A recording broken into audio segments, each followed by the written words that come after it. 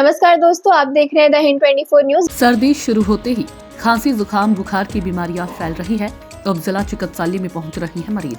बताते चले कि जहां इस समय सर्दी का मौसम शुरू हो चुका है और बीमारियों का प्रकोप बढ़ने लगा है, तो वहीं विकास नगर के उपजिला चिकित्सालय में खांसी, जुकाम, बुखार के मरीजों की संख्या काफी देखने को मिल रही है।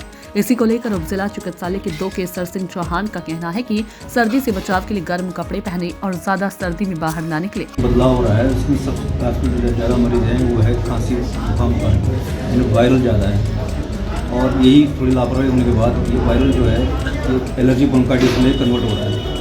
बड़ों में ज़्यादा ब्रोंकाइटिस हो रही है, छोटे बच्चों में भी ये रेस्पिरेशन इन्फेक्शन की चालू ले रही है। इसमें ज़्यादा उल्टी दस्त के बच्चे में ठंड की वजह से ज़्यादा प्रिकॉशन यही है कि भाई आप इसमें ठंड से बचें, खासकर सुबह शाम की ठंड होती है उससे खासकर अपना सर्दी करते रखें और एकदम गर्मी से सर्दी में। सर बचाव कैसे करा जाए?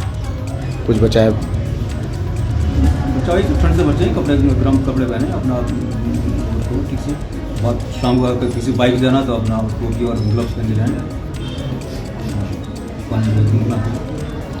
ऐसे ही तमाम खबरों के लिए जुड़े रहिए द हिंद 24 न्यूज के साथ।